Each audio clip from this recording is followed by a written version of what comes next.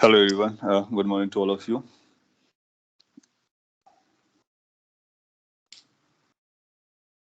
Let's proceed with the test paper discussion. Last day जो आपने test लिखा है, it is here.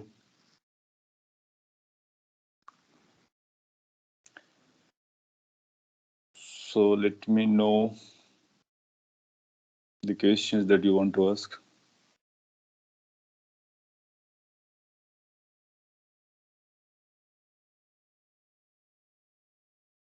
Okay, how you find the paper?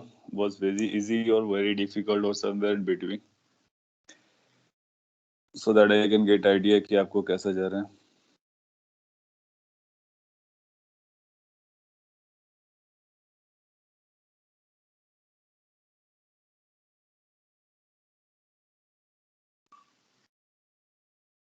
I hope you are able to hear. Anyway, आप question number बोल सकते हो कौन कौन से क्वेश्चन आपको डिस्कस कराने हैं. और अगर आपसे सभी हो गए होंगे तो हम लोग आगे बढ़ सकते हैं. सभी ना हुए होंगे तो सारे आप लोग डिस्कस कर सकते हैं. Difficult as compared to mains level. Okay, it was above main level. Anti-paper type. Between medium to difficult. Medium. Okay, good. So अगर आपको medium और easy और बीच में कहीं feel कर रहा है, ठीक है. अगर आपको difficult feel कर रहा है, that means you need to put little bit more efforts. और अगर आपको डिफिकल्ट और मीडियम के साइड पे लगा है तो इसका मतलब आपको डाउट्स पूछने चाहिए और समझना चाहिए हाउ टू सॉल्व देम. साथ ही साथ प्रैक्टिस भी होती है. क्या होता है फर्स्ट टाइम में हमको कॉन्सेप्ट जमता है, फिर इसके बाद में समझ में आता है क्या चल रहा है, फिर उसके बाद जो सेकंड मोस्ट चैलेंज होता है कि उसको कितने कम से कम टाइम पे अपने को सॉल्व करना है. क्योंकि आपको सबको पता है कि एग्जामिनर आपसे बिल्कुल नहीं चेक करता है कि आपने कौन से स्टेप लिखे थे, क्या दिमाग में चला था. वो सिंपली ऑप्शन देखते हैं. सो वहां तक पहुंचने के लिए आपको स्पीड, प्रैक्टिस, कैलकुलेशन सारा पर ख्याल रखना है. एनीवे, क्वेश्चन नंबर जो आपने बोले हैं वो 8, 21, 22nd, 23rd, 24 टाइप है. इसके अलावा और कोई हो तो आप बोल सकते हो. न्यूमेरिकल थोड़े से ज्यादा भारी थे ऐसा आपका कहना है. चलेगा.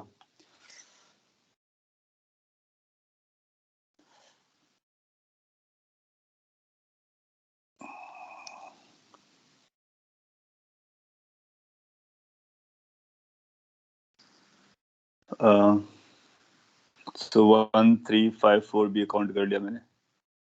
Share your writing. Can I give little idea for the questions? कौन कौन से क्वेश्चंस हैं आपको क्वेश्चन मेंशन करना है.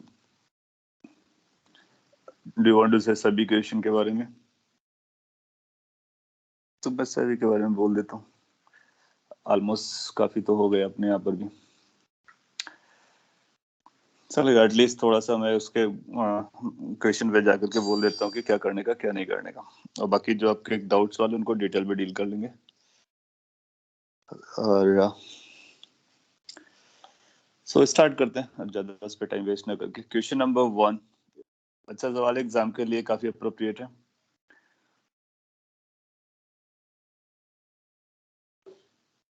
क्वेश्चन नंबर 2 को और ऐड कर देते हैं.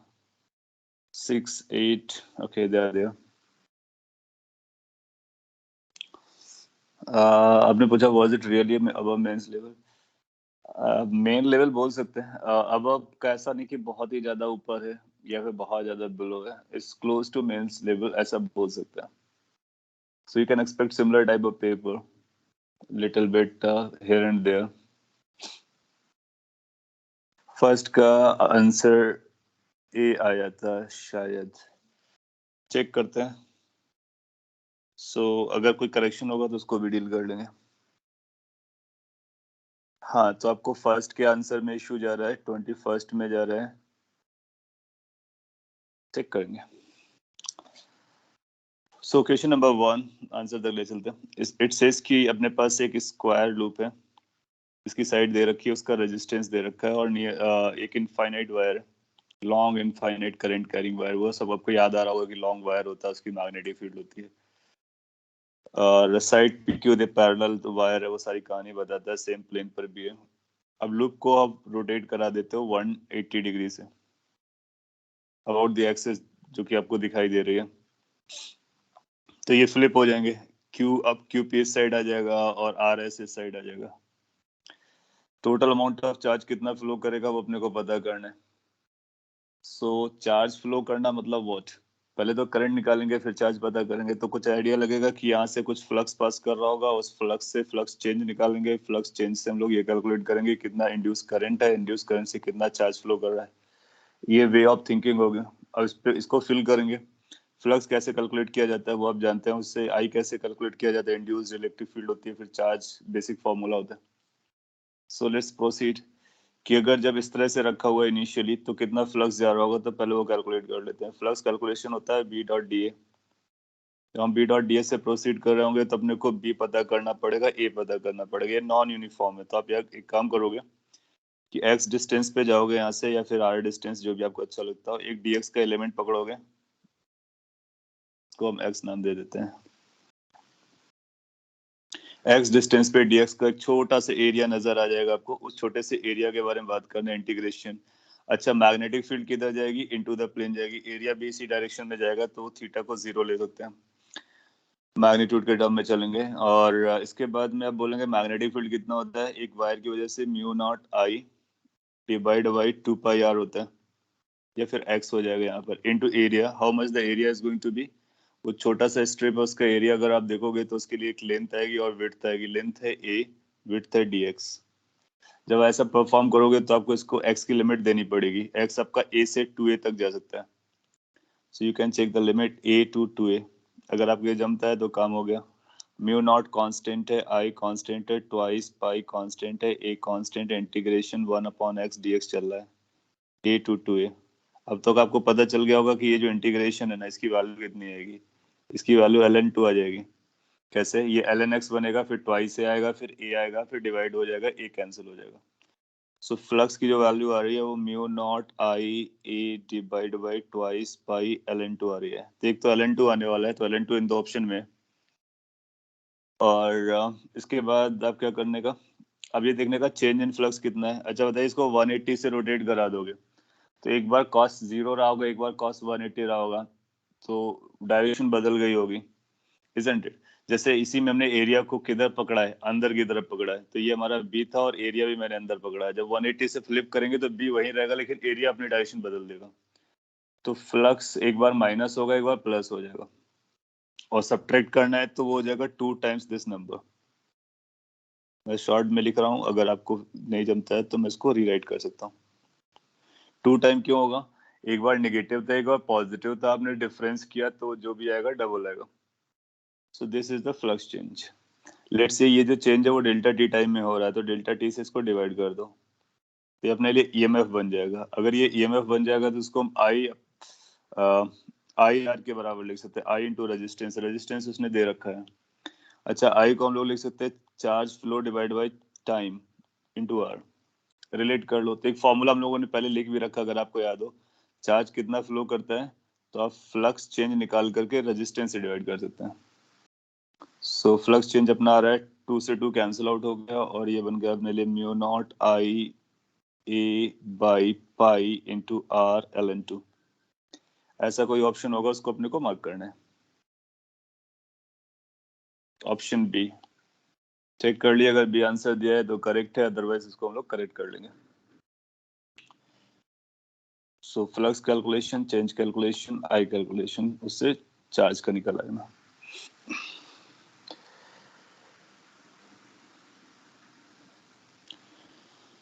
सो फर्स्ट, अगर कोई चेंज हो तो प्लीज नोटिफाई, अगर नहीं है तो फिर आगे बढ़ते क्वेश्चन नंबर 2 पे। यहाँ पर करेक्ट ऑप्शन क्या वो लिखा नहीं है, तो मेरे को पता नहीं है।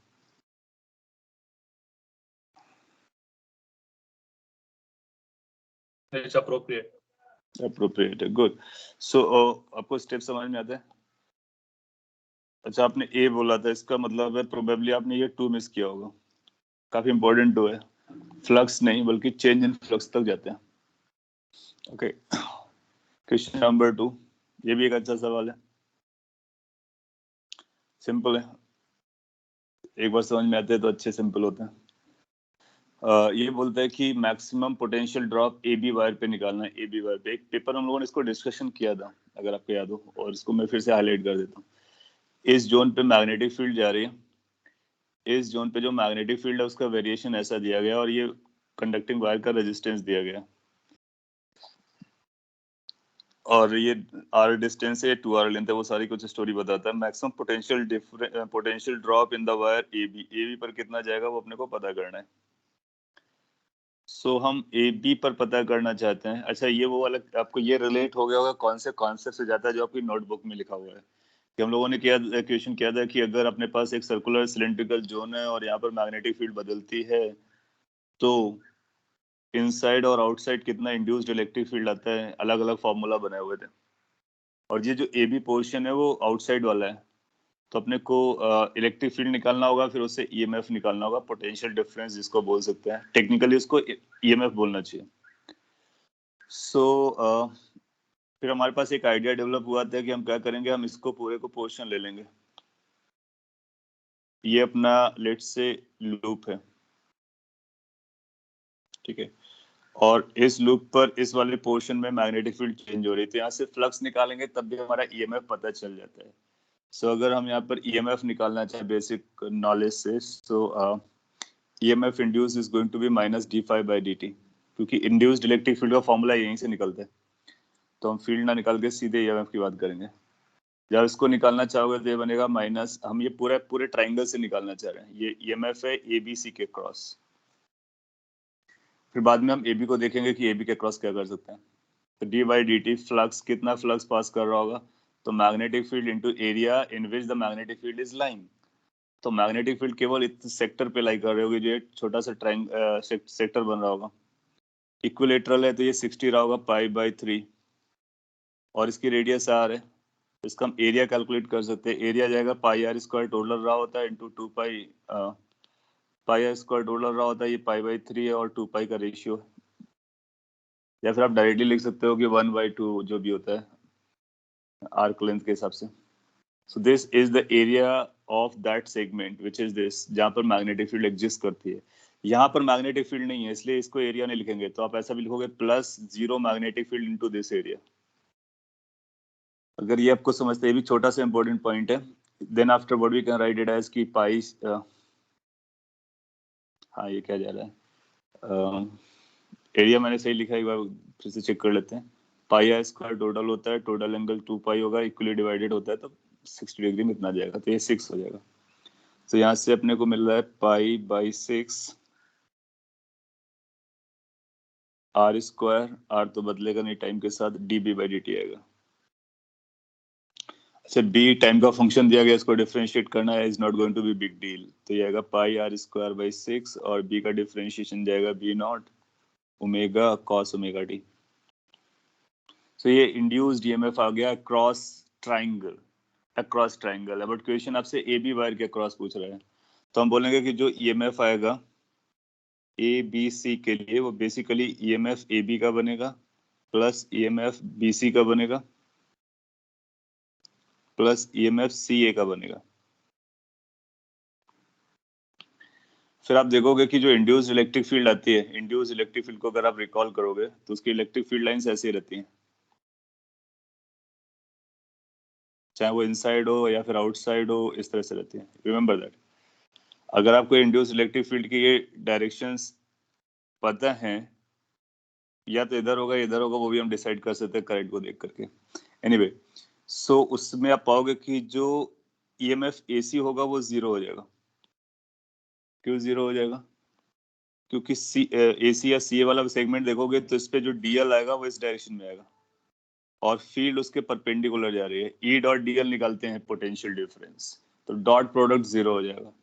देन यू विल फाइंड कि एसीए 0 हो जाएगा और बीसी भी 0 हो जाएगा। तो ये जो टोटल आपने निकाला है वो बेसिकली ए बी ही निकाला हुआ है। बस हो गया आंसर।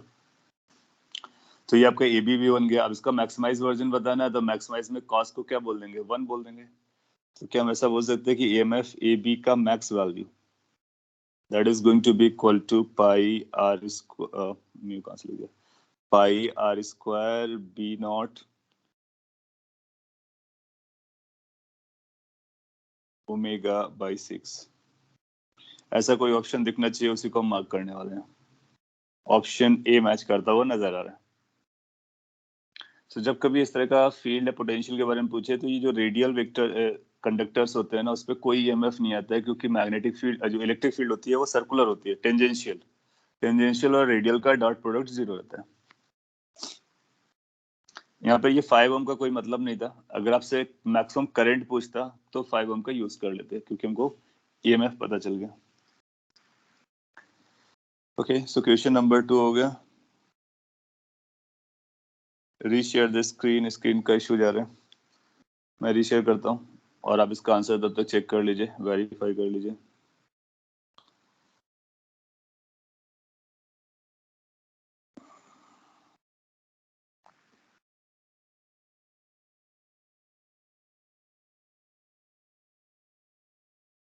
फिर से स्क्रीन आपके स्क्रीन पर डिस्प्ले कर रही होगी। आपने लिखा है the side of equilateral triangle is given by. Side HS को 2r दी गई, वो जस्ट कंफ्यूज करने के लिए कि अगर किसी को ये लगता है कि हम इस वाला एरिया यूज करेंगे, क्योंकि आइडिया कैसे आएगा, लेवल ऑफ थिंकिंग, मतलब लेवल ऑफ नॉलेज चेक करता है ना एग्जाम। तो पहले ये चेक करेगा कि आप तो ये तो लगाओगे कि D five by d T होता है, फिर फाइव को आपको याद करना पड़ेगा, तो 5b/a लिखोगे। अब अधिकतर जो प्रॉपरली नॉलेज नहीं होंगे, समझा नहीं होगा डीप में, तो वो इस पे गलती करेंगे, वो पाई आर स्क्वायर यूज करेंगे। और अगर पाई आर सॉरी ये इस एरिया को क्या लिखना चाहेंगे, वो ट्राइंगल का एरिया लिखना चाहेंगे। सपोज कर लीजिए किसी बच्चे के माइंड में ट्राइंगल का एरिया आता है, तो फिर उसके लिए उसको आर पता होना चाहिए, सो दैट कि वो गलती करे और आगे बढ़ जाए। मतलब ये सारा कुछ प्लान वर्जन होता है। तो कई बार क्या होता है कि एक दो इन्फॉर्मेशन एक्स्ट्रा देते हैं, जनरली वही एक्स्ट्रा देते हैं जिसको मिसलीड करने के लिए हो। और फिर वो जैसे ही बोलेगा ट्राइंगल का एरिया लगेगा, फिर बोलेगा देखेगा क्या साइड दी गई है, साइड दी गई, तो उसके कॉन्फिडेंस, फॉल्स कॉन्फिडेंस आएगा कि हाँ उसने साइड दी है, इसका मतलब वो एरिया को यूज करवाएगा। Kind of this thing. तो अपने को क्या करना है, अपने को वैल्यूज क्या गिवन है उस पर फोकस नहीं है, अपने को करना क्या है उस पर फोकस होना चाहिए। तो जो नहीं भी गिवन होगी वैल्यूज को हम पता करेंगे। सो अप्रोच को चेक करता है, लाइक कुछ बच्चों का अप्रोच होता है कि ये दिया गया तो इसको कैसे यूज करें। That's a wrong approach. क्या करना है हमको, उसके लिए क्या चाहिए, वो हम सर्च करते हैं। या तो वो हमको डायरेक्टली देगा या फिर हमको इनडायरेक्टली देगा। तो इसमें काफी कुछ एक्स्ट्रा है, जैसे 5 ओम एक्स्ट्रा दे दिया गया, साइड लेंथ एक्स्ट्रा दे दिया गया। और अगर जिसने ये एरिया से लिखा तो उसको ये समझ में आ जाएगा कि यू नो द कॉन्सेप्ट कि मैग्नेटिक फ्लक्स वहीं पर चेंज होता है जहां पर मैग्नेटिक फील्ड एग्जिस्ट कर रही होती है। बाकी एरिया में हम एरिया तो लिखना चाहेंगे, लेकिन केवल एरिया नहीं लिखते हैं, एरिया और मैग्नेटिक फील्ड का प्रोडक्ट लिखते हैं। सो उस पर्पज के लिए दिया होगा। क्वेश्चन नंबर नेक्स्ट में आपका है 3। ये एसी सोर्स से दिया गया है और बोलता है कि resistance R draws power when connected to AC source. फिर इसके बाद आप एक इंडक्टेंस को सीरीज पे लगाते हो रेजिस्टेंस के, और उसका इम्पीडेंस जेड हो जाता है। पावर ड्रॉन कितना होगा वो अपने को पता करना है। सो पावर ड्रॉ पता करने के लिए 4 ऑप्शन दिए गए हैं। कोई क्विक अगर आइडिया है तो आप उस पर लगा सकते हो, अगर कोई क्विक आइडिया नहीं आता है तो फिर अपने को सॉल्व करना पड़ेगा। क्विक आइडियाज जैसे कि लाइक डायमेंशन को चेक कर लेना, तो आप देखोगे सबके डायमेंशन वही जा रहे हैं। दूसरा क्विक आइडिया है कि आर को अगर हम या फिर जेड को हम आर रखें तो हमारा आंसर पी आ जाना चाहिए, क्योंकि जेड जानते हो सीरीज में XL square plus R square होते हैं, मतलब हम लोग एक्सएल को ना भी रखें तो अब जेड को आर रखोगे तब भी पी सभी में आ जाएगा। तो ये कुछ ऑब्वियस थिंकिंग थी जो उस पे ऑब्वियसली फिट हो रही है। तो आपको सॉल्व करने का कैसे सॉल्व कर सकते हो, रेजिस्टेंस अकेला है तो पावर जा रहा है, तो पावर क्या होता है, लेट्स से कि हमारे पास एक फिगर बना देते हैं तो आपको दिखने में आसानी हो जाएगी। ये आर है और ये वी नॉट है, ओमेगा 20 कर दिया गया अपने को। आपने बोला इसका बी आ रहा था, तो हम लोग चेक करेंगे, और अगर आंसर सही होगा तो आंसर करेक्ट करना होगा तो उसको करेक्ट करेंगे, और आपकी कैलकुलेशन करेक्ट करनी होगी तो फिर आपकी जिम्मेदारी है अपनी कैलकुलेशन करेक्ट करेंगे। इस केस में लेट्स से उस पर करंट आई नॉट जाता है। हाँ, इसीलिए मैं एक्सप्लेन भी कर रहा हूँ डिटेल में। आई नॉट जाता है तो I naught V naught same phase पर होते हैं। पावर कितना जा रहा होगा, पी, पी की वैल्यू हम लोग लिखेंगे V naught I naught by 2 cos 5। Cos 5 कितना आएगा, कॉस 0, क्योंकि आप जानते हो फेज डिफरेंस कितना रहता है आई और वी के बीच में, प्योरली रेजिस्टेंस केस में 0, तो ये बन जाएगा हमारे लिए V naught I not by 2, ये P की वैल्यू हो गई। नाउ मेक अनदर सर्किट, एक रेजिस्टेंस लगाओ और दूसरा एक ये इंडक्टेंस लगाते हैं, और फिर वही एसी सोर्स है, एसी सोर्स वही है, यानी V नॉट ओमेगा नहीं बदल रहा है, R हमारा वही है, XL एंट्री मार गया तो हमारी करंट बदल जाएगी। लेट से करंट अब डैश हो जा रही है, तो नया power let say power dash P dash हो जा रहा है, तो इसकी वैल्यू आएगी V naught I naught dash divide by 2 into cos phi. हमको इनको फाई पता करना पड़ेगा। इस सर्किट को आपने सॉल्व कर रखा है, आपके पास रिजल्ट रेडली अवेलेबल है, तो डायरेक्टली रिजल्ट पे जाने का।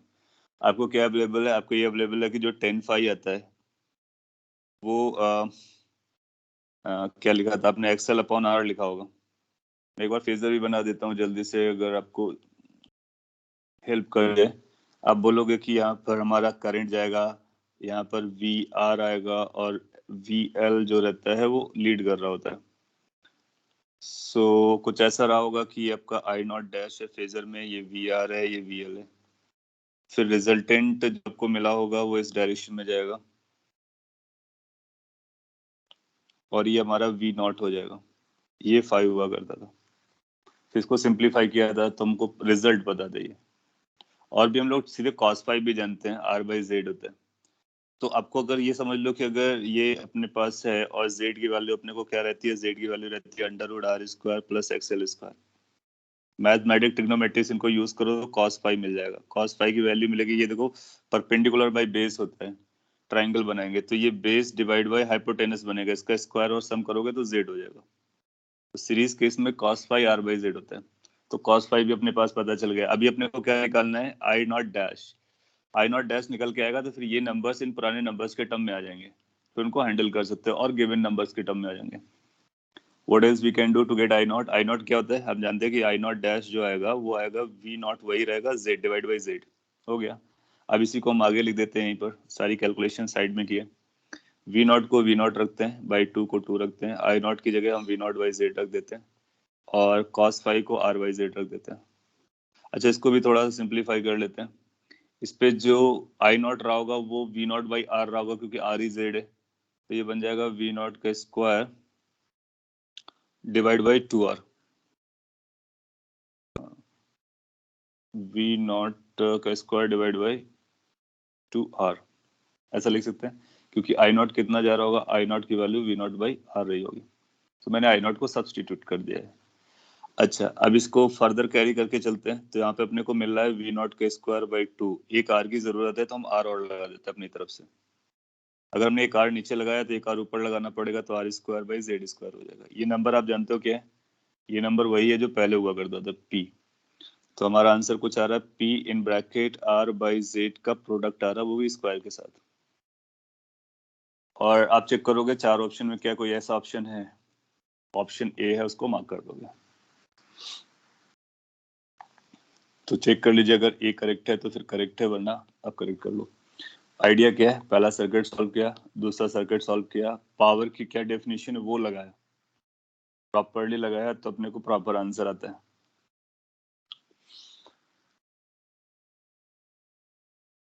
इसके बाद क्वेश्चन नंबर 4 आप चाहेंगे तो 4 की बात करते हैं।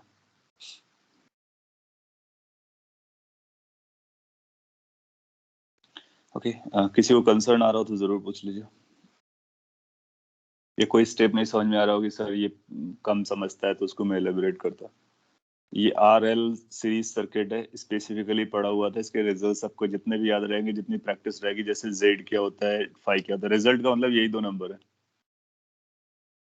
और यहाँ से हम फाई को यूज कर सकते हैं, जेड को यूज कर सकते हैं आई नॉट में, और बाकी सारी कहानी को बढ़ा सकते हैं। क्वेश्चन नंबर 4 पर आते हैं, करेक्शन होगा तो आप खुद ही बोलेंगे।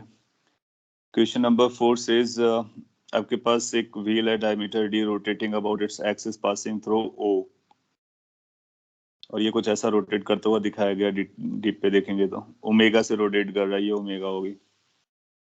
A transverse magnetic field perpendicular to the plane exists as shown in the figure. अपने को पता करना है, ये भी इंड्यूस्ड ईएमएफ से है, तो ये ईएमआई से इलेक्ट्रोमैग्नेटिक इंडक्शन का क्वेश्चन है। अच्छा है, डिसेंट है एग्जाम के लिए। ये पूछता है कि centre of the wheel that is O, is at higher potential as compared to any point on the rim.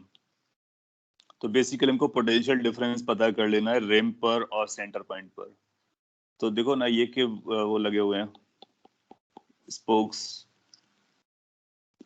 तो बेसिकली अपने लिए क्या है कि अगर हम एक स्पोक को पकड़ते हैं या एक वायर को पकड़ते हैं, सो आप देखोगे कि ये क्या कर रहा है, ये रोटेट कर रहा है। ये ओ पॉइंट है और ये कोई पॉइंट है representative, let's say P point है या एनी पॉइंट। इसकी लेंथ कितनी है, that length is equal to the radius. इसका डायमीटर डी दिया गया तो लेंथ को हम एल लिख देते हैं, बाद में बोलेंगे एल की वैल्यू d/2 है क्योंकि हम लोग रेडियस की बात कर रहे हैं। ओमेगा से रोटेट कर रहा है, क्या एक पोटेंशियल डिफरेंस आएगा? बिल्कुल आएगा। तो ईएमएफ ओपी के बीच में जो डेवलप होने वाला है हम लोग जानते हैं D omega L square by 2 होता है। फिर कौन सा ज्यादा होता है कौन सा कम होता है, तो उसके लिए हम लोगों ने कैसे बात की थी, आप एक इलेक्ट्रॉन को इमेजिन कर लो, उसकी वेलोसिटी इधर आएगी, मैग्नेटिक फील्ड इनटू है, क्योंकि मैग्नेटिक फील्ड ऊपर नीचे कहीं कर सकता है तो अपने को डायरेक्शन चेक करनी पड़ेगी हर बार। E Q V cross B का फोर्स लगता है जब आप वी क्रॉस बी करोगे तो वी क्रॉस बी इधर आएगा, लेकिन इलेक्ट्रॉन है तो वी क्रॉस बी इधर मतलब फोर्स इधर आ जाएगा, तो निगेटिव चार्ज ये हो जाएगा, पॉजिटिव चार्ज ये हो जाएगा। और इनटू वाली फील्ड का हम लोग याद भी रख सकते हैं, जब कभी इनटू फील्ड होती है इनटू, तो आपने देखा कि ये नेगेटिव रहता है, ये पॉजिटिव रहता है।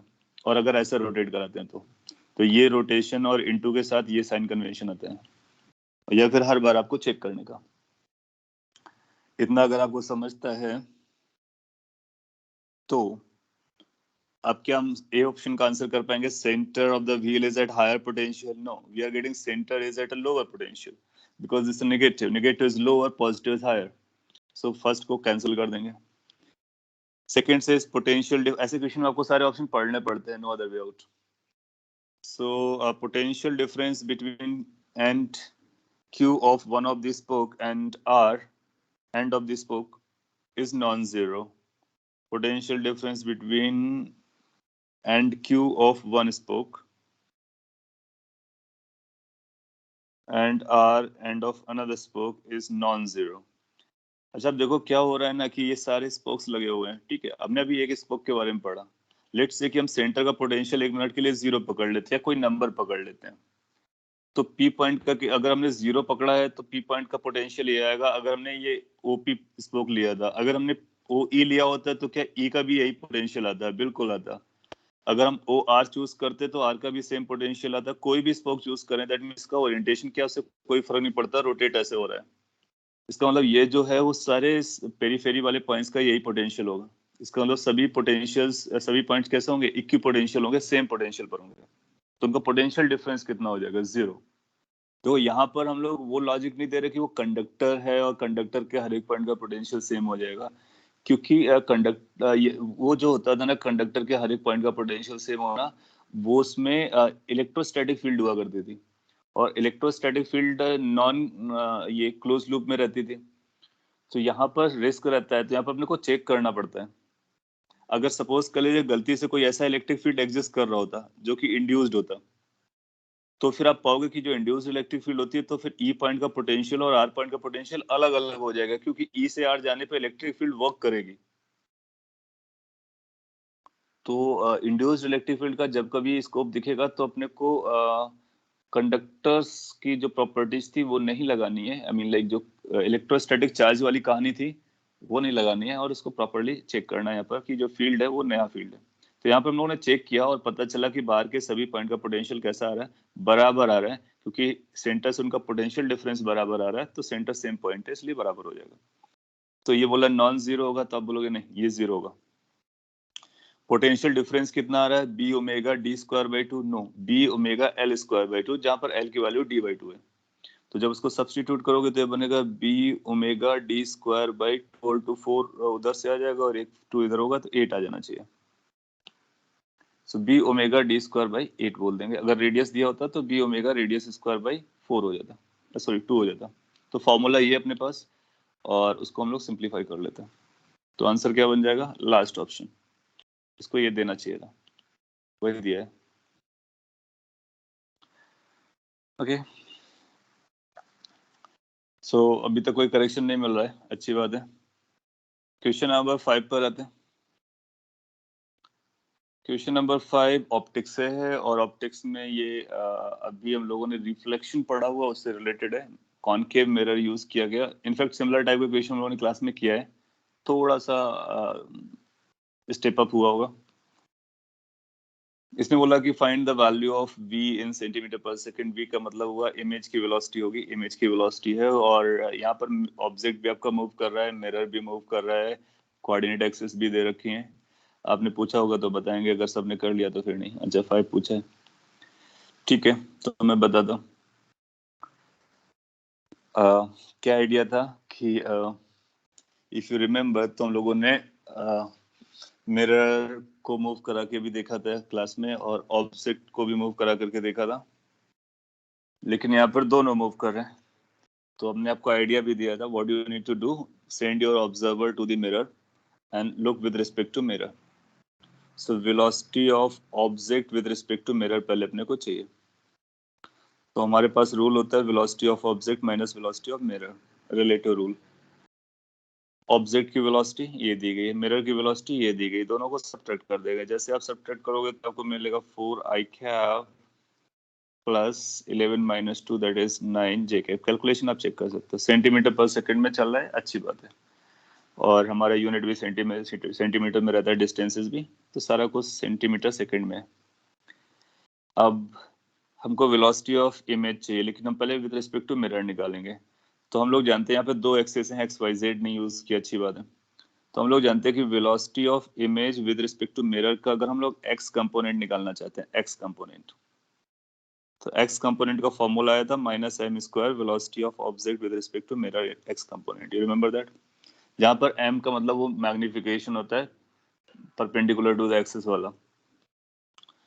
तो सिंस अपने को ये पता है एंड दूसरा कंपोनेंट के बारे में पता है, velocity of image with respect to mirror in y और जेड दोनों डायरेक्शन में सेम जैसा चलता है। कैसा चलता है? तो आप बोलते हो कि इसका जो फॉर्मूला होता है that is some sort of m times velocity of object with respect to mirror का y और z कंपोनेंट। ये आपके नोट्स में मैंने लिखा हुआ था, आप चेक कर सकते हो। और इन्हीं का हमको यूज करना है। और इससे हमको इमेज का x कंपोनेंट आ जाएगा, y कंपोनेंट आएगा, लेकिन किसके रिस्पेक्ट में आएगा? ये मिरर के रिस्पेक्ट में आएगा। फिर हमको किसके रिस्पेक्ट में बताना है? ग्राउंड के रिस्पेक्ट में बताना है। So we can return back because we know the velocity of mirror. अभी अपने को क्या चाहिए? जब आप देखोगे तो अपने को चाहिए, ये पता है, ये पता है, m चाहिए मैग्निफिकेशन। तो पहले इसको सॉल्व करना है मैग्निफिकेशन के लिए। सो मिरर का फॉर्मूला होता है 1/v minus 1/u is equal to 1/f। तो इससे v निकालेंगे। ये v दूसरा वाला v है, ये v फॉर वेलोसिटी नहीं है, इसे कंफ्यूज मत होना, ये इसके नोटेशन है। माइनस u के बारे में क्या ख्याल है? तब बोलोगे ये पॉजिटिव डायरेक्शन रहा होगा आपका, तो u निगेटिव आएगा, तो -15 हो जाएगा। Is equal to 1/f। f कितना दिया गया? f दिया होगा इसने। Object is located at this, focal length is 10 centimetre, और इसका फोकस इधर पड़ेगा तो नेगेटिव साइड पर आएगा, तो -10 हो जाएगा। आप सिंप्लीफाई करोगे तो यहाँ से you will get a value. So 1/v is equal to 1, ये प्लस हो जाएगा, उस तरफ जाएगा माइनस हो जाएगा, तो 1/10 माइनस का 1/15।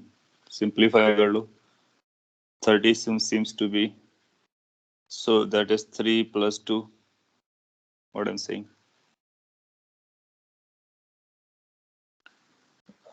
फोकल लेंथ अपने को ये दे रखा, सही यूज कर रहा हूँ ना मैं?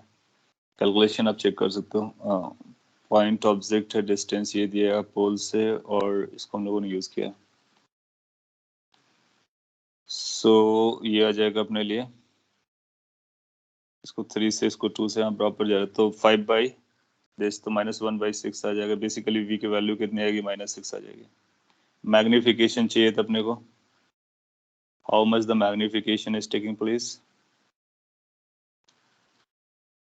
सो मैग्निफिकेशन के बारे में कुछ बोल सकते हैं? What is the formula? v/u। You have taken the wrong formula. Okay, formula का इशू बना है। ये लेंस का ले लिया, यहाँ प्लस होता है। अगर यहाँ पे प्लस होता है तो करेक्शन कर देते हैं इसको। यू राइटली आइडेंटिफाइड कि प्लस था, और तो ये अपना प्लस हो जाएगा इस तरफ आगे के बाद, तो कैलकुलेशन थोड़ी सी बदल जाएगी। हाँ, ये भी एक यहाँ से आप एक हाईलाइट कर सकते हो, ये भी एक ऐसे माइनर इशू होता है जो अनकॉन्शियसली हो जाएगा, आपसे भी हो जाएगा, सो उसको अवॉइड करने का प्लान कर लीजिए। तो ये 30 अभी हम बेस ले रहे हैं, और ये आपका -3 बनेगा, और ये आपका +2 बनेगा। So it's going to be -1/30, so we turn up as -30। Anyway, ये कैलकुलेशन आप परफॉर्म कर सकते हो, ये मिरर से इमेज बनाने की बात है, उससे ज्यादा कुछ नहीं है। मैग्निफिकेशन क्या होता है? -v/u। सो -v की जगह -30 रखेंगे, u की जगह in place of u we will write it as -15। Again calculation को आप ख्याल में रखेंगे तो ये -2 आ जाएगा। एक बार अपने को ये पता चल गया m की वैल्यू, तो अब हम दोनों की वैल्यू, इनकी वैल्यू को सॉल्व कर सकते हैं। तो इसको हम यहीं पे सॉल्व कर देते हैं। ये आएगा -m², m² का मतलब हुआ 4, और component of velocity with respect to mirror, उसका x component that is 4, which leads to -16 centimetre per second. Second पर आते हैं m which is -2 into y component that is 9 which turn out to be -18 centimetre per second. तो आपको ये पता चल गया velocity of image with respect to mirror must be equal to -16 i cap -18 j cap। Done. लेकिन अभी answer नहीं है, अभी आंसर थोड़ा और दूर है। हम जानते हैं कि इसकी वैल्यू को क्या लिखने वाले हैं, this will be written as there, ऐसा लिख देते हैं, since we know what we know कि velocity of image with respect to mirror goes to velocity of image minus velocity of mirror. What we are interested in, velocity of image. So velocity of image is going to be equal to velocity of image with respect to mirror plus velocity of mirror. Do we know the velocity of mirror? Yes, we do know. इसको add कर देते हैं। तो जब इसको add करोगे इस number के साथ तो 4 एडजस्ट हो जाएगा, तो ये बनेगा -12 i cap, और 2 एडजस्ट हो जाएगा तो -16 j cap। चेक कर लीजिए कैलकुलेशंस को, ये हमारा आंसर हो जाएगा। फिर आप ऑप्शन देखोगे तो ऑप्शन में आई कैप जे कैप नहीं दिया है, तो मैग्नीट्यूड पूछा है उसने, तो इसका मैग्नीट्यूड निकाल लेंगे।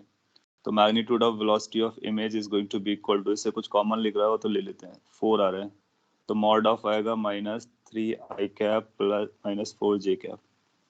इसका मॉड निकालना आपको पता होता है, 5 होता है, तो 4 × 5 makes it 20 centimetre per second. Centimetre per second में ही बताना था, तो 20 हमारा करेक्ट आंसर हो जाएगा। तो ऐसा क्वेश्चन एग्जाम में पूछा जा सकता है, और ये बेसिकली आपकी कैलकुलेशन एबिलिटी को भी चेक करेगा, apart from formulas, concepts, relative motion, और ये रूल्स, फिर ये ऑप्टिक्स का वर्जन, फिर simplification.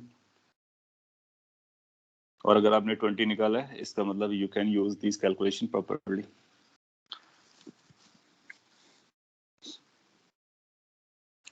Okay, if there is any concern you can raise. ये भी रिसेंट में चलने वाला चैप्टर है, टॉपिक है, अभी हम लोगों ने रिसेंटली फिनिश किया है। इसके बाद क्वेश्चन नंबर 6 है, भी रे ऑप्टिक्स से रिलेटेड है। क्वेश्चन नंबर 6 is कि ray of light traveling along the positive z axis is reflected twice। तो ये रिफ्लेक्शन है, हम लोग रिफ्लेक्शन ही पढ़े हैं अभी तक, और रिफ्रैक्शन भी पढ़ा हुआ है, लेकिन अपने सिलेबस में ये रखा।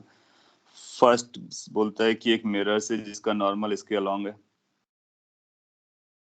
दूसरा एक ऐसे मिरर से जिसका रिफ्लेक्शन इसके नॉर्मल इसके अलोंग है, तो फाइनल रे किस लाइन के अलोंग जा रही होगी वो बतानी है।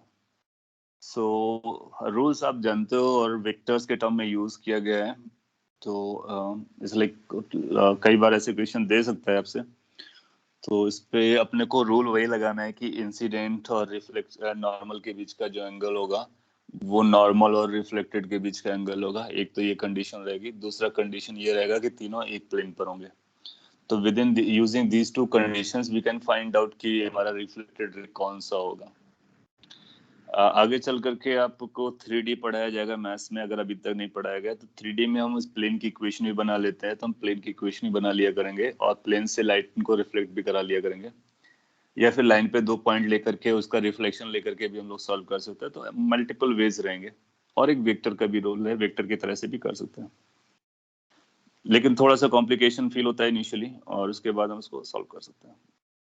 यहाँ पे कैसे सॉल्व करेंगे, या तो फिर आप इनको विजुलाइज कर पाओ तब भी चलेगा, और बेसिकली ये क्वेश्चन आपको रिफ्लेक्शन का सेकेंड लॉ को टेस्ट करता है।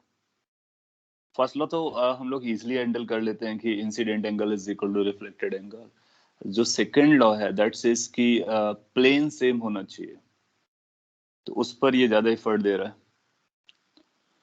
आपके पास किसी के पास कोई शॉर्टकट आइडिया हो तो आप शेयर कर सकते हो, अगर आपने किया है कोई शॉर्टकट आइडिया है।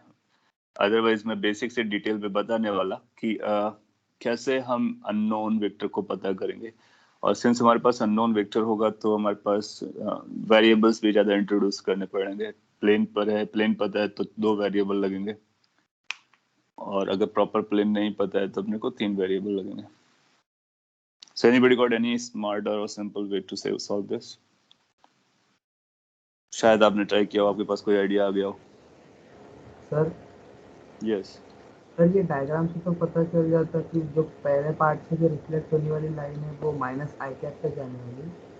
ओके तो फिर माइनस आई कैप से अगर इसका एंगल निकाले और ऑप्शन से अगर एंगल निकाला तो बस सी ऑप्शन मैच कर रहा है, एक तरह से भी आ सकता है। पर नन ऑफ दिस ऑप्शन है तो फिर एंगल की मतलब इसको कोलिनियर भी होना पड़ेगा। ओके तो अच्छा लगा। क्या होता है ना कि कई जनरली क्या उससे एक्सपेक्टेड होगा एग्जाम में कि ऐसा सिंपल दे जिसको हम ड्रॉ कर सकें। अब समझ रहे हो, जैसे कि इस केस में आप लोगों ने अगर ट्राई किया होगा तो फर्स्ट पार्ट में आइडेंटिफाई करना आसान रहा होगा, क्योंकि आई कैप के कैप की डायरेक्शन 45 डिग्री पर होती है, उसको हम समझ लेते हैं और उसका रिफ्लेक्शन कर सकते हैं। लेकिन अगर वो डिलिबरेटली आपको ऐसा लगता है कि लाइक जनरल वे पे जाना चाहता है, पहला नॉर्मल कोई कॉम्प्लिकेटेड डायरेक्शन देता है, इंसिडेंट रे को भी किसी let's say 3 I cap 4 J cap 9 के कैप डायरेक्शन देता है, तो अपने को एक अल्टीमेट टूल भी रखना है। पहला स्ट्राइक क्या होगा, हम डायग्राम बनाएंगे। अगर डायग्राम बनता है, विजुअलाइजेशन में आता है तो परफेक्ट है, और अगर कॉम्प्लिकेशन में जा रहा होता है तो फिर हम मैथमेटिक्स का हेल्प लेंगे, और अगर ड्राइंग हमारी टफ होती है तो इस केस में ड्रॉ करके काफी कुछ हो जा रहा है, और थोड़ा सा आप अपने नॉलेज को एक्सटेंड करोगे तो दूसरे को भी ड्रॉ कर सकते हो। तो जनरली ऐसा बोलेंगे एग्जाम में आएगा तो जनरली हम ड्रॉ करने लायक होंगे, ऐसा उसको देना होगा। अगर वो थोड़ा सा डीप पे जाता है, ड्राइंग को डिफिकल्ट करता है, तो फिर हम प्योरली मैथमेटिक्स पे चले जाएंगे और वहां से उसको रिफ्लेक्ट करके पता करेंगे। तो मैं आपको एक जनरल आइडिया भी दे देता हूँ, और इसको ड्रॉ करने के लिए जो विजुअलाइजेशन है उसके बारे में भी बात करता हूँ। We will check the options. Okay, आप ऑप्शन भी चेक कर सकते हो, ये भी एक अच्छा आइडिया है। आपके पास ऑप्शन होंगे तो आप ऑप्शन चेक कर सकते हो, और बिल्कुल कर सकते हो चेक। और दोनों कंडीशन लगानी है रिफ्लेक्शन की, दोनों लॉज को। अगर कोई भी ऑप्शन दोनों लॉज को जस्टिफाई कर रहा है तो फिर वो हमारा आंसर है, फिर आप आंसर मार्क कर सकते हो उसको। आपने लिखा component of light parallel to the reflecting surface will remain same and perpendicular. हाँ बिल्कुल ये कर सकते हो कि आपको एक प्लेन दिया गया होगा तो प्लेन के पैरेलल उसका एक कंपोनेंट करोगे, एक उसका परपेंडिकुलर कंपोनेंट करोगे। Absolutely you can do, and then you can say कि जो parallel to the plane component है that will remain the same, और सेकंड जो उसका परपेंडिकुलर था उसको माइनस से मल्टीप्लाई कर दोगे, फिर दोनों को ऐड कर दोगे, चलता है। वहां से भी आप कर सकते हो, बट आपको ये इसको सॉल्व करने में इसको यूज करने में कितना डिफिकल्टी आएगी वो इस बात पे डिपेंड करेगा कि उसने वेक्टर्स कैसे दिए हैं आपको। सो पहले मैं आपको जनरल वे पे बता देता हूँ, फिर इसको आप रिलेट करने का। अगर मान लीजिए अपने को सॉल्व करना पड़ा कोई भी कॉम्प्लिकेटेड डायरेक्शंस को लेकर के, तो हम लोग क्या कर सकते हैं। लेट्स से अपने पास रूल क्या होता है, अभी तक का जो रूल है वो ये कि हमारे पास अगर एक सरफेस होगा और तो एक लाइट रे आ रही होगी, सरफेस पे हमारा ज्यादा इंटरेस्ट नहीं है, लाइट रे पे ज्यादा इंटरेस्ट है, तो लाइट रे आ रही होगी, लाइट रे रिफ्लेक्ट होकर के वापस जा रही होगी। कई बार वो आपको सरफेस देगा, कई बार नॉर्मल देगा, दोनों में से कोई भी दे सकता है। जैसे यहाँ पे इसने नॉर्मल दिया है, तो हमने को क्या करना होगा, उस नॉर्मल को भी आइडेंटिफाई करना होगा। सरफेस होगा तो उसका परपेंडिकुलर डायरेक्शन पकड़ लेंगे। तो हम ऐसा बोल सकते हैं कि ये हमारे पास एक ए वेक्टर है जो कि इंसिडेंट है इस डायरेक्शन में, और ये हमारे लिए एक एन वेक्टर है, और ये अपने पास रिफ्लेक्टेड वाला बी वेक्टर है, ये पता करना है। सो आपको 2 वेक्टर्स तो बताएगा तीसरा पता करने के लिए, या तो नॉर्मल और ए बताएगा, या नॉर्मल और बी बताएगा, या ए और बी बता करके नॉर्मल पूछेगा, ऐसा कुछ कर सकता है। अगर नॉर्मल नहीं दिया तो उसके पास एक और ऑप्शन है, इस प्लेन की इक्वेशन दे देगा। अगर ये प्लेन की इक्वेशन देगा तो ऐसा कुछ एडवांस में ही कर पाएगा। तो अगर ऐसा करता भी है प्लेन की इक्वेशन देकर के, तो प्लेन का नॉर्मल क्या होता है वो आपको बताया जाएगा, मैथ्स में सिखाया जाएगा कि प्लेन का नॉर्मल क्या होता है, प्लेन्स के बीच का एंगल क्या होता है, वहां से भी आप पता कर सकते हो। प्लेन की इक्वेशन भी आती है, तो मैथ्स का सपोर्ट लगेगा। एनीवे ये इंसिडेंट एंगल होता है और ये रिफ्लेक्टेड एंगल होता है, दोनों बराबर होते हैं, तो एक कंडीशन ये लगेगी। हमारे पास दो कंडीशंस रहेंगी। दूसरा कंडीशन क्या रहेगा, all three must be in the same plane. So अगर अपने को कुछ भी विजुलाइज नहीं हो रहा है तो ये जरूर बोल सकते हैं कि ये वेक्टर का यूज करके, ये वेक्टर का यूज करके इस वेक्टर तक जाना है अपने को। सो लेट्स सी कि क्या कर सकते हैं। अब देखो ए वेक्टर और एन वेक्टर के बीच का एंगल कितना जा रहा है। अगर आप इस एंगल को देखोगे तो ये एंगल जा रहा होगा इतना बड़ा, 180 माइनस थीटा जा रहा होगा। तो आप एक काम ऐसा भी कर सकते हो कि माइनस ए वेक्टर पकड़ लो, माइनस ए वेक्टर पकड़ लो और एन वेक्टर पकड़ लो। इनके बीच का एंगल कितना होगा, थीटा बन जाएगा।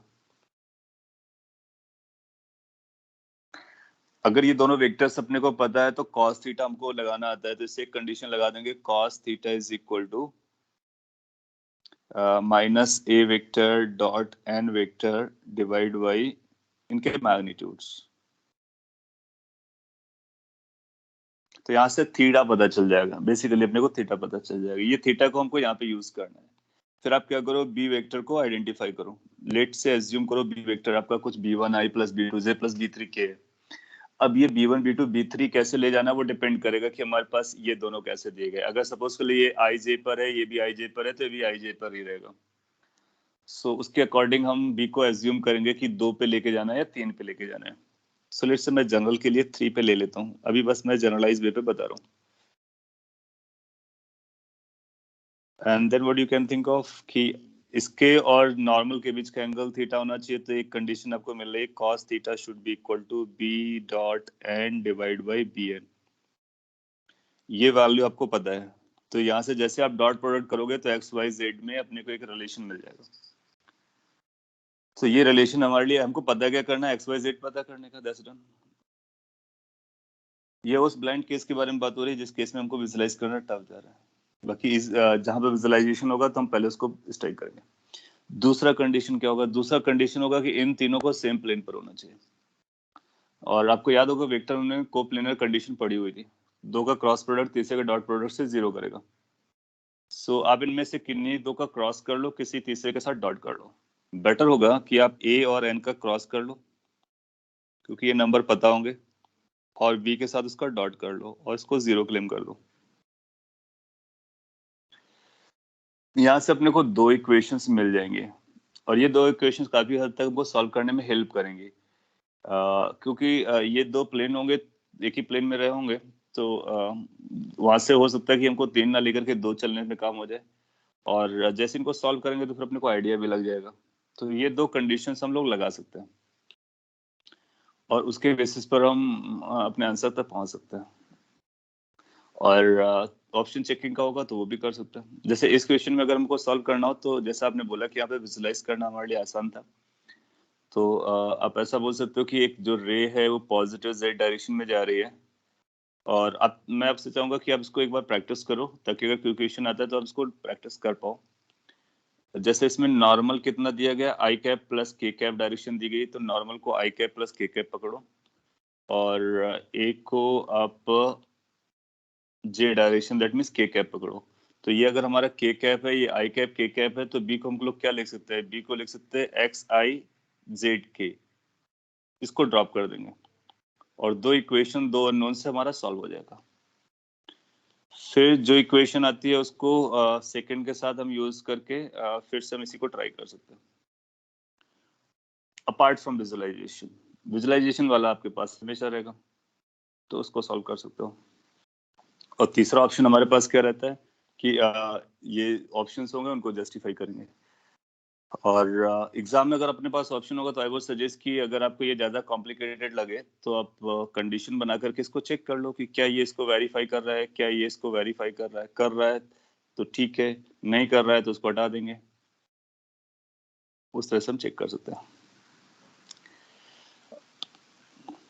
सो ये जनरल आइडिया मेरे को बताना था, बाकी आप विजुलाइज कर सकते हो। जैसे इस केस में आप जैसे आई जे के की स्टोरी चल रही है तो हम ऐसा मान सकते हैं कि हमारे पास एक एक्स है एक वाई है, तो लेट्स से कि ये हमारा z एक्सिस है और ये हमारा x एक्सिस है, तो y एक्सिस हमारे यहाँ कहीं गिरेगा जाकर के बाहर की तरफ होगा। सो एक z एक्सिस की डायरेक्शन में लाइट रे जा रही थी और वो एक्स वाई प्लेन एक प्लेन से कोलाइड करती है, तो मिरर आप ऐसा बना लोगे। कैसा? उसका नॉर्मल ये आपका मिरर होगा। क्यों? क्योंकि इसका जो नॉर्मल बनेगा वो ये बनेगा, और आप जानते हो कि ये सिमेट्रिकल लाइन है, इसलिए ये 45 डिग्री पर होगा। ये आई कैप प्लस के कैप डायरेक्शन होगी। सो अगर लाइट रे हमारी इस तरह से जा रही है, ये जो जेड एक्सिस है ये लाइट रे है, अगर मैं इसको इस तरह से बनाऊं तो ये लाइट रे जा रही है। तो इसका आप नॉर्मल ड्रॉ कर सकते हो कि यहाँ पर नॉर्मल ये जा रहा होगा। जब इसका नॉर्मल आप ड्रॉ करोगे देन यू विल रियलाइज कि ये 45 डिग्री रहा होगा, क्योंकि ये 45 डिग्री है। आई कैप के कैप है, अच्छा वाला नंबर है। फिर ये 45 डिग्री पर ऐसे निकलेगा, तो ये आपको पहली लाइट रे नजर आ जाएगी, और वो माइनस आई कैप डायरेक्शन में आ जाएगी। इसके बाद जो दूसरा वाला होगा उसको विजुलाइज करना आपके लिए चैलेंजिंग जाएगा, क्योंकि ये आई कैप हो गया और दूसरा आपका नॉर्मल किधर दिखा रहा है? आई कैप, जे कैप, के कैप। तो आई कैप, के कैप, जे कैप का मतलब हुआ कि उसको वो जो नॉर्मल है ना, वो इसी डायरेक्शन में तो था आई कैप के कैप वाला, लेकिन इससे इसको 45 डिग्री पर ऊपर उठा दिया गया। तो अगर इसको ऊपर अपसाइड लिफ्ट कर दिया गया है नॉर्मल को, तो अपने को दूसरे प्लेन पे जाना है, और उस प्लेन को आप कैसे विजुलाइज कर पाते हो वो आपके विजुलाइजेशन के यहाँ पे मैं ड्रॉ नहीं कर पाऊंगा। अगर आप नहीं कर पा रहे हो तो सेकंड केस के लिए आप इसको यूज कर लो, और वहां से अपने को फाइनल मिल जाएगा। और या फिर आप एक काम कर लो कि ये आपकी डायरेक्शन पता चल जा रही है, कौन सी डायरेक्शन है? आई कैप प्लस के कैप प्लस जे कैप है। और अब इसके बाद में ये फाइनल रे होगी। फाइनल रे के लिए एक ये एंगल पता करो, नॉर्मल के बीच का एंगल, और इसके साथ एंगल पता करो, जस्टिफाई करो, कोप्लेनर कंडीशन भी लगा लो। तो इस पे अगर वो कॉम्प्लिकेटेड करना चाहेगा तो काफी कर सकता है, विजुअलाइजेशन के बियॉन्ड भी ले जा सकता है। इसलिए मैंने 3D फिगर नहीं बनाया कॉम्प्लिकेशन को अवॉइड करने के लिए। आप इसके बाद इनको यूज करके वेरीफाई कर सकते हो। क्या क्या वेरीफाई करना है? एंगल्स को, कोप्लेनरिटी को। दस डन। कुछ लोगों ने आंसर निकाल लिया था, तो प्रोबेबली आपने यही किया होगा, अदरवाइज आप रीट्राई करेंगे तो आपसे हो जाएगा। आपने जितने भी आइडियाज दिए सारे वर्क करेंगे। इसके बाद क्वेश्चन नंबर 7, ये आपने पूछा नहीं होगा क्योंकि ये सिंपल था। पूरे टेस्ट पेपर में सबसे सिंपलेस्ट आपको यही लगा होगा। क्वेश्चन नंबर 8 में भी शायद आपने कुछ बोला है करेक्शन को लेकर के, चेक कर दें। ये बोलता है कि एक इंसिडेंट लाइट रे है और एक ये मिरर है, and this mirror is being rotated by omega. Less से ओमेगा की वैल्यू आपको दे रखी है, और ये वॉल है। इस वॉल पर ये रिफ्लेक्टेड लाइट रेज आ रही है। ये एप्लीकेशन है जो हम लोगों ने एक कॉन्सेप्ट लिखा होगा उसका। इट सेज कि mirror is rotated as shown in the direction by this angular velocity, और रिफ्लेक्टेड वॉल पे जा रही होती है, और डिस्टेंस वॉल की दे रखी है आपको। आपसे पूछता है speed of the spot on the wall when the angle is 37 degree. कौन सा angle? Speed of the spot on the wall when angle of incident is 36। Okay, 37। सो ये एंगल ऑफ इंसिडेंस थीटा मान लेते हैं, तो आप पाओगे कि एंगल कितना हो जाएगा? ये एंगल भी हमारा थीटा ही हो जाएगा। ओके, और अगर ये थीटा हो गया तो ये एंगल कितना हो जाएगा? ये भी थीटा ही हो जाएगा। Speed of the spot on the wall when angle of incident is 37 degree. सही तो लिखा आपने, चलेगा। सो आइडिया क्या है कि अगर मिरर हमारा रोटेट करता है ओमेगा से, और ये सोर्स ऑफ लाइट वही है, तो इसका इंसिडेंट लाइट रे हमारी वही रहती है, तो रिफ्लेक्टेड लाइट रे मूव करती है। और अगर ये ऐसा ओमेगा से रोटेट करता है तो आपको पता होगा कि ये रिफ्लेक्टेड लाइट रे ट्वाइस ओमेगा से रोटेट करती है। अब ये ट्वाइस ओमेगा कहाँ से आया, ये अपने को समझना था। ये डायरेक्टली यूज करेंगे, क्योंकि हम लोगों ने बात की थी कि अगर एक इंसिडेंट लाइट रे आप को आप थीटा इंसिडेंट एंगल पे डालते हो, और मिरर को थीटा, या फिर ऐसा बोला था मिरर को थीटा डिग्री से रोटेट करते हो, तो रिफ्लेक्टेड लाइट रे 2 थीटा से रोटेट कर रही होती है। बस इसके बाद ये कंस्टेंट था, उससे ज़्यादा कुछ नहीं था कि आपके पास एक कि ये यहाँ से मेरा रोटेट हो रहा है, ये 10 मीटर अपने को दे रखा है, ये वॉल है और ये लेट से इमेज की लोकेशन है, पी पॉइंट मान लेते हैं इसको, और ये एंगल लेट से हमारा अल्फा है। तो ये rate of change of alpha, that means D alpha by d T, इसकी वैल्यू अपने को दे रहा है 2 ओमेगा। और अगर ये अपने को पता चल गया है तो हम एक कंस्टेंट रिलेशन सॉल्व करना जानते हैं, इसकी ये वेलोसिटी अपने को पता करनी है v, तो हम इस डिस्टेंस को y पकड़ लेंगे, और अगर ये हमारी y डिस्टेंस है तो rate of change of y v हो जाएगा। तो एक रिलेशन बना सकते हैं, क्या बना सकते हैं, 10 अल्फा और समथिंग लाइक दैट। 10 अल्फा की जो वैल्यू आएगी that is going to be y by 10, differentiate कर देते हैं तो dy बाई dt जो आने वाला है that is going to be 10 into 10 alpha का डिफरेंशिएशन, अल्फा वेरिएबल है तो सेक स्क्वायर अल्फा हो जाएगा, d alpha by d t हो जाएगा। ये क्या होगा, अपने वेलोसिटी बन गया 10 अपने को पता है, सेक स्क्वायर अल्फा को 1 अपॉन कॉस स्क्वायर अल्फा लिख सकते हैं, और D alpha by d T को ट्वाइस ओमेगा लिख सकते हैं। क्या हमने को अल्फा पता है? यस, अल्फा की वैल्यू कितनी हो जाएगी जिस इंस्टेंट पर ये बात कर रहे हैं, 53 डिग्री हो जाएगा, क्योंकि ये 37 दिया गया था जिस इंस्टेंट पे चल रहा था। अच्छा, इसका मतलब हुआ कि अपने को ये चाहिए 10 divide by cos square 53। Cos square 53 का मतलब हुआ 3/5 का स्क्वायर। कैलकुलेशन आप चेक कर सकते हो, 2 इंटू ओमेगा, ओमेगा 9 फ्रीक्वेंसी दी गई है तो इसको 2 पाई से मल्टीप्लाई कर दोगे तो जी 18 हो जाएगा। कैसे 18 आया? 9/पाई into 2 pi, 2 pi F is omega, isn't it? Simplify कर लेते हैं, चेक कर लेते हैं आंसर के बारे में क्या जा रहा है। सो पाई से पाई डिसअपियर हो गया और 25 ऊपर आ रहा है तो 10 ऊपर था, 4 ऊपर था, 9 अप साइड था, 25 भी अप साइड गया और 3 का स्क्वायर 9 नीचे बचेगा। 9 से 9 डिसअपियर हो गया, 100 बन जाएगा इंटू 10,000 हो जाएगा, 1000 मीटर पर सेकंड की वेलोसिटी आ जाएगी। ऐसा ऑप्शन देना चाहिए इसको। 1000 अपने को दिख रहा है ऑप्शन नंबर बी पर, इसी को मार्क कर देना। सर चेक कर लीजिए। हाँ बोले सर, इसमें अगर हमने वो v equals to r omega किया और उसका कंपोनेंट अलोंग द वॉल लिया तो उससे वो उससे आंसर गलत नहीं हो आएगा। सकता है, गलत हो सकता है, क्योंकि हम लोगों ने कंस्टेंट रिलेशन में इस तक बातें की हुई है कि आपको ये ख्याल आ सकता है, तो फिर आपको ये मेक श्योर करना है कि इसका कंपोनेंट इधर करना है या फिर इसका कंपोनेंट इधर करना है। अगर आप श्योर नहीं हो तो गो विद दिस वे, और ये आपको कभी गलत नहीं करता है। कंस्टेंट रिलेशन वाले लेक्चर्स को एक बार देखोगे आप तो उसमें लोगों ने इस बात को हाईलाइट किया था कि जब कभी ऐसा कोई कंसर्न है, डाउट है ना, तो जस्ट गो विद दिस, उसकी डिस्टेंस पकड़ो, फिक्स पॉइंट से डिफरेंशिएट करो, और जो भी है वहां से अपने को परफेक्ट आंसर मिलता है, और हम ये जो रिस्क है उसको अवॉइड कर सकते हैं। जनरली क्या होता है, एक बार ऐसा क्वेश्चन एग्जाम में आया था, मेजॉरिटी ने उसको गलत मार्क किया था क्योंकि वो आर ओमेगा से कंपोनेंट करने से कोई दूसरा आंसर आता है। तो आर ओमेगा कैसे आता है, आप देखो ना, पहले ये समझो ना, v is equal to are omega जो होता है ना, वो बेसिकली क्रॉस प्रोडक्ट का रिलेशन होता है, उसको हम लोग सिंप्लीफाई किए होते हैं।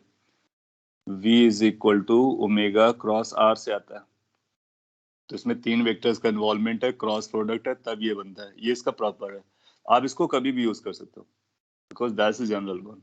लेकिन जब आप v equal to are omega use करते हो, you need to be careful, इसकी वैलिडिटी कब कहाँ कितनी होती है और किस डायरेक्शन को इंडिकेट करता है, you need to justify that.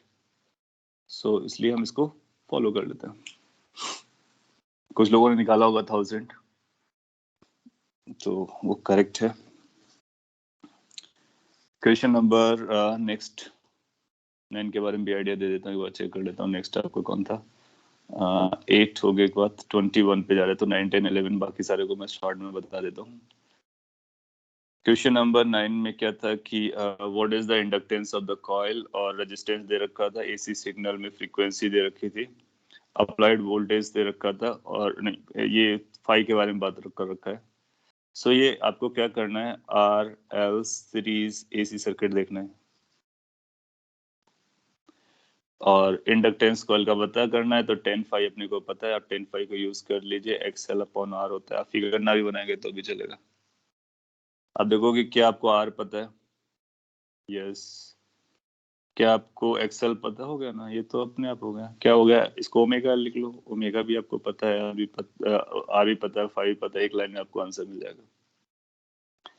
इसके बाद क्वेश्चन नंबर 10 बोलता है कि what is the source frequency which drives the circuit at resonance पे ड्राइव करने के लिए आपको पता होता है कि जो सोर्स फ्रीक्वेंसी होती है वो नेचुरल फ्रीक्वेंसी के बराबर होती है और नेचुरल फ्रीक्वेंसी √1/LC होती है। एल पता है, सी पता है, बाकी दुनिया से कोई मतलब नहीं, अपना आंसर आ जाएगा। RLC सीरीज सर्किट अगर आपके दिमाग में आता है, रेजोनेंस कंडीशन याद आती है तो आप पाओगे इजी लगा होगा। Question number 11, it says what should be the speed of the loop so as to have a steady current of 1 milliampere in the loop। आप चाहते हो कि यहाँ पर हमको करंट स्टेडी मिले 1 एम्पियर आई, और आई अपने को पता है, तो इस सर्किट का क्या यूज है? कुछ भी नहीं यूज है। एनीवे मे बी लाइक कुछ यूज आ रहा हो, क्योंकि यहाँ से BLV आएगी तो वहां से यूज करना पड़ेगा। ठीक है, मेरे को देखा, अगर यहाँ पे स्टडी करंट चाहिए इसका मतलब स्टडी वोल्टेज चाहिए, स्टडी वोल्टेज चाहिए इसका मतलब इतना कि इस पे कितना EMF आएगा, तो क्या आप जानते हो कि जो इंड्यूस्ड EMF आएगा वो BLV के बराबर आ जाएगा। ये मैं कैसे बोल सकता हूँ? आप ऐसे बोल सकते हैं कि ये देखो वायर है ना, ये पैरेलल टू द वेलोसिटी है, ये पैरेलल टू द वेलोसिटी है, एक्सटर्नली मैग्नेटिक फील्ड के आउटसाइड है, ये केवल मैग्नेटिक फील्ड पे चल रहा है, तो ये BLV क्रिएट करेगा। या फिर आप सिंप्लीफाई करोगे तब भी यही आएगा। सिंप्लीफाई कैसे करने का? इस लूप एरिया लो, डिफरेंशिएट करो और वो सारी कहानी, तो ये BLV हो गया। इसका इक्विवेलेंट निकाल सकते हो आप, R इक्विवेलेंट बिल्कुल निकाल सकते हो। तो हम बोलेंगे BLV divide by R equivalent must be equal to I given है, R इक्विवेलेंट जानते हो, BL पता होगा आपको, B इसने दे रखा है, L दे रखा है। अच्छा, एक और ख्याल रखना अपने को, क्या रेजिस्टेंस, इसका भी रेजिस्टेंस दे रखा है तो R इक्विवेलेंट में केवल इसको भी नहीं यूज करना है, R इक्विवेलेंट में पूरा यूज करना है। तो मैं एक बार थोड़ा सा लिख देता हूँ। अगर सपोज कल इसका पूरा रेजिस्टेंस R बनाते हैं, ये व्हीटस्टोन ब्रिज होगा, इसको हटा दोगे, वो सारी कहानी इसने नॉट के रखी है। तो एक रेजिस्टेंस यहाँ से भी पिक करना है कॉइल का, और बाकी इसका जो इक्विवेलेंट आएगा उसको यूज करना है, दोनों को मिला करके एक R इक्विवेलेंट बनाना है। फिर आपको current into R equivalent of the entire circuit is going to be equal to BLV, इसको लगा देना है, यहाँ से भी निकल आएगा। आपने ये किया होगा, और अगर ये किया आपका आंसर नहीं आया तो आप बोल सकते हो, मैं आपको सॉल्व करके बता सकता हूँ। आंसर करेक्शन होगा तब भी आपको बोलना होगा। क्वेश्चन नंबर 12 स्ट्रेट फॉरवर्ड आपके नोट्स से, अगर आप नोट्स रिवाइज करते रहते हो तो मैग्नेटिक फील्ड बदल रही होती है, तो बाहर इंड्यूस्ड इलेक्ट्रिक फील्ड का फॉर्मूला भी पता होता है। क्या होता है? इंड्यूस्ड फील्ड कुछ ऐसा आता है, करेक्ट करना अगर मैंने कुछ और लिखा हो, तो ये आता है कुछ R² divide by twice R dB/dt। So outside electric field because of changing magnetic field is given by this। और इससे आपसे पूछ रहा है कि R के साथ कैसे डिपेंड करता है, तो आप बोलोगे R के साथ 1/R के साथ फॉलो कर रहा होता है। सो B ऑप्शन आप देख करके मार्क करोगे विद इन सेकेंड्स।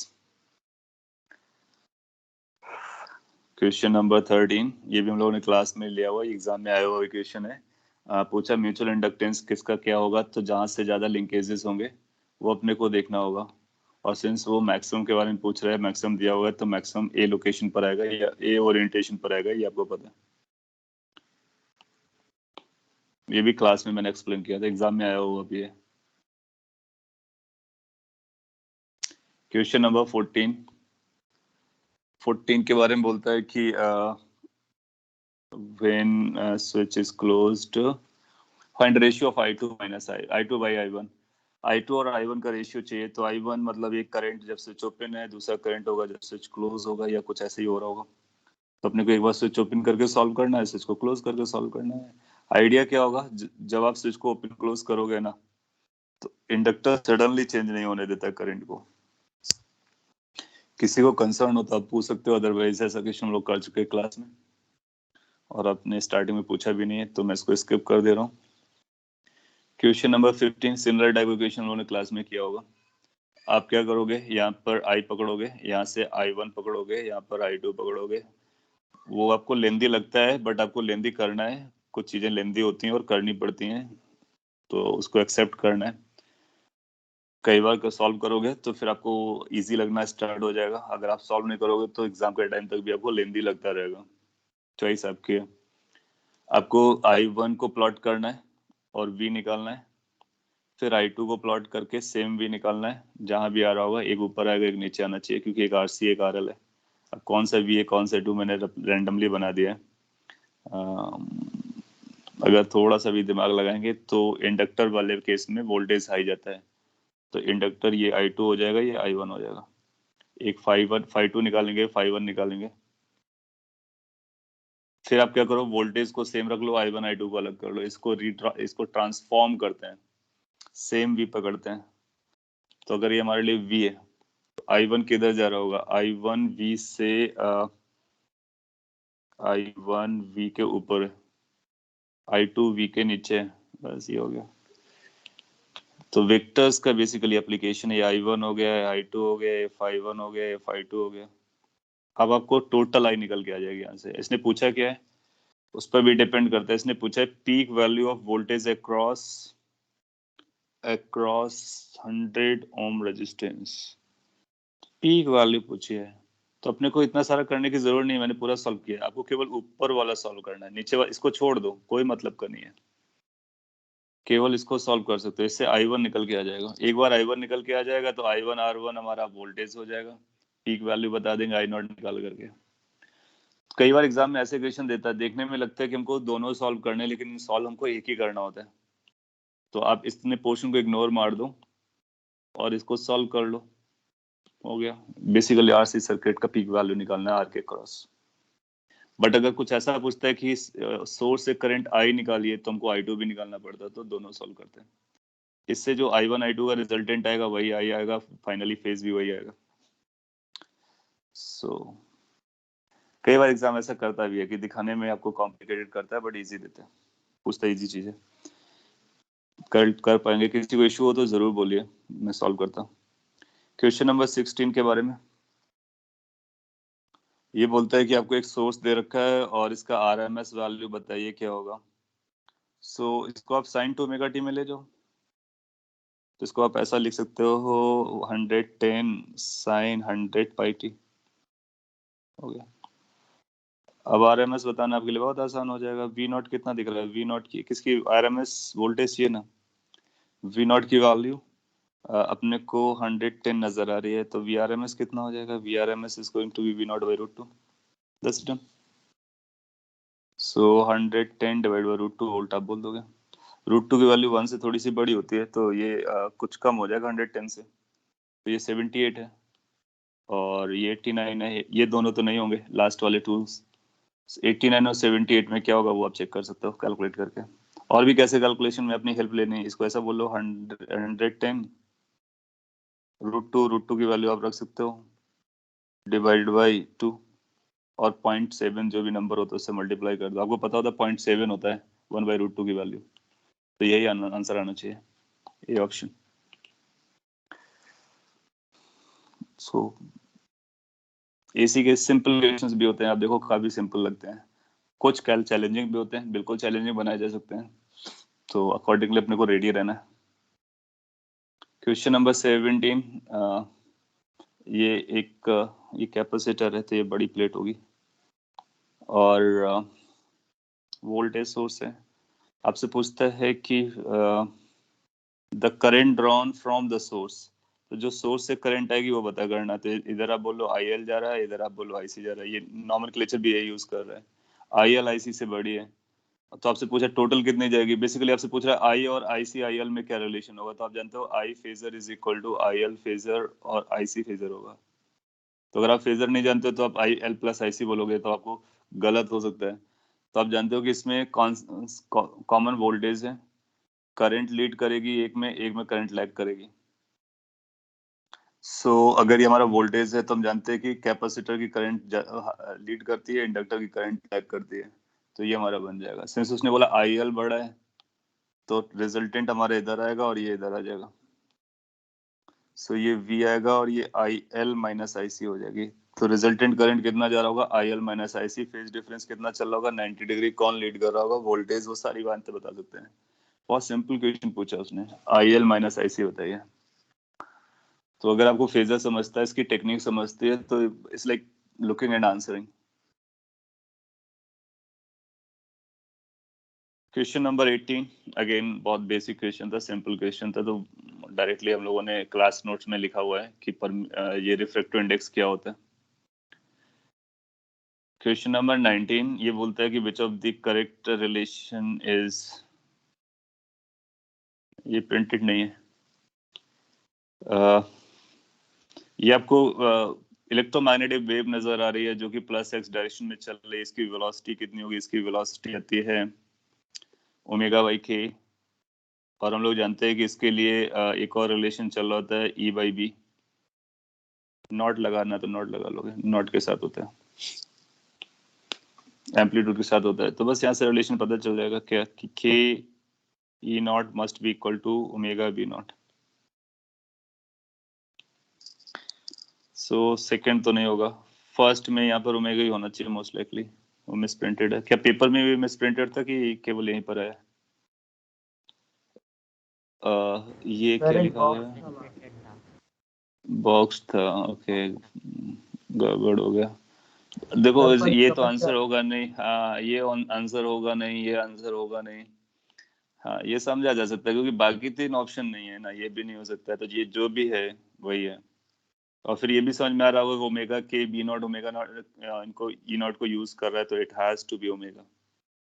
हालांकि प्रिंटिंग इशू है या फिर फॉन्ट का इशू रहा होगा या जो भी इशू रहा होगा, बट दैट्स करेक्ट। सो यहाँ पे बोनस की कोई जरूरत नहीं दिख रही दूर दूर तक, इसलिए क्योंकि बाकी 3 ऑप्शन हमारे पास हैं जो कि करेक्ट नहीं है। तो अगर बाकी 3 करेक्ट नहीं है तो जो नहीं दिख रहा है वही करेक्ट होगा, as simple as anything. Yes, agreed, but वो प्रिंटिंग का इशू था। क्वेश्चन नंबर 20 सेज कि अगर ई की वैल्यू ये दी गई, एवरेज इंटेंसिटी निकाल लिया होगा आपने डायरेक्टली, क्योंकि एवरेज एनर्जी डेंसिटी बतानी है पूरे की। तो आप कैसे यूज कर सकते हो? एवरेज एनर्जी डेंसिटी होती है half epsilon not E not square. आपको ये पता है ये एवरेज होती है टोटल। अगर इलेक्ट्रिक फील्ड की बोलती है तो 1/4 लिखते हैं हम लोग, मैग्नेटिक फील्ड का बोलता है तो 1/4 लिखते हैं, फिर टोटल करने के बाद ये आ जाता है। सो ई नॉट आपको दे रखा है, एप्सिलॉन नॉट आप जानते हैं, स्क्वायर कर लोगे आंसर आ जाएगा। सिंपल था। क्वेश्चन नंबर 21 शायद इसके बाद आपने पूछे थे, एक बार मैं चेक कर लेता हूँ तो उस पर थोड़ा सा ज्यादा, हाँ 21 से लेकर के 24 तक के क्वेश्चन आपने पूछे हैं और इनको हम लोग कवर करने की कोशिश करते हैं। 21 यहाँ पे थोड़े से चैलेंजिंग लग रहे होंगे आपको, हैं भी। इन दिस सर्किट शोन, अपने को ये सब कुछ दिया गया, switch is closed for a long time, तो लंबे समय से ये बंद था, तो ये सर्किट चल रहा था। अल्टीमेटली आप पाओगे कि यहाँ से कोई करंट नहीं जा रहा होगा और यहाँ से करंट जा रहा होगा। बेसिकली जो भी करंट होगा वो इस पे चल रहा होगा। कितना करंट चल रहा होगा अगर मैं इसको अभी लिख भी दूं, तो इनिशियली करंट को अगर हम आई नॉट मान लेते हैं तो आई नॉट करंट की वैल्यू ई अपॉन आर के बराबर आ जाएगी। कैपेसिटर पे चार्ज होगा, जरूरत पड़ेगी तो उस चार्ज को भी याद कर सकते हैं। And no voltage is measured across the, no voltage is measured across the capacitor. Okay, होगा भी क्योंकि कोई कैपेसिटर भी, क्योंकि यहाँ पर वोल्टेज डिफरेंस 0 है तो यहाँ पर भी वोल्टेज डिफरेंस 0 रहेगा, तो चार्ज भी 0 होगा। बिल्कुल सही बोल रहे हैं। अगर यहाँ पे कोई रेजिस्टेंस वगैरह लगा होता तो फिर उसका इक्विवेलेंट आता, तो उसने हाईलाइट भी कर दिया उस पॉइंट को, अच्छी बात है। After the switch is open, इसके बाद आप स्विच ओपन करते हो और the voltage across the capacitor reaches a max value of this. ये एलसी ऑसिलेशन चलेगा। जैसे आपने इसको ओपन किया तो फिर ये एलसी ऑसिलेशन हो जाएगा और ये पूरा पार्ट हट जाएगा, फिर मैक्स वोल्टेज दिया गया तो फिर एलसी ऑसिलेशन को कॉपी कर लेंगे और एलसी ऑसिलेशन मैक्सिमम करंट अपने को पता चल चुका है, तो कैपेसिटर पर मैक्सिमम वोल्टेज आपको बता रहे हैं, तो जो भी मैक्सिमम वोल्टेज होगा इसी के करस्पॉन्डिंग आएगा। तो आपको याद होगा कि कुछ हम लोग ऐसा लिखा करते थे, Q is equal to Q nought, I is equal to I nought, isn't it? और t इक्वल टू 0 से चलते हैं तो साइन, ये मैक्सिमम होगा करंट, तो इसको cos ओमेगा t लिख सकते हैं, इसको sin ओमेगा t लिख सकते हैं। आपको याद होगा हम लोगों ने Q is equal to Q nought cos omega t निकाला था जब हमने इनिशियली चार्ज दिया था और इंडक्टर पर कोई करंट नहीं था। ये उसका रिवर्स वर्जन है। आपने कैपेसिटर को तो जीरो चार्ज रखा है टी इक्वल टू जीरो में, लेकिन इंडक्टर के पास पोटेंशियल डिफरेंस है, इंडक्टर के पास मैक्सिमम करंट है। अब ये इंडक्टर अपनी करंट कैपेसिटर को देगा, कैपेसिटर चार्ज होगा, चार्ज फिर इसको करंट देगा, और फिर एक दूसरे में कन्वर्ट करते रहेंगे। LC oscillation. एलसी ऑसिलेशन में क्यू ऑसिलेटिंग होता है, साइनोसॉइडल होता है, आई भी साइनोसॉइडल होता है। अब हमको साइन कॉस कैसे लगाना होता है, कॉमन सेंस भी यूज कर सकते हैं, एसएचएम है, आप जानते हो। और इसमें जो करंट है पीक वैल्यू से स्टार्ट हो रही है, तो करंट अगर टी इक्वल टू जीरो पे पीक है तो कॉस लेके जाएगी, और charge T equal to zero पे जीरो है तो फिर ये साइन लेके जाएगा। ऐसे आप स्टार्ट कर सकते हो। सर अब यस सर हम एनर्जी इक्वेट करके नहीं कर सकते क्या? Half L I square equals to half C V square.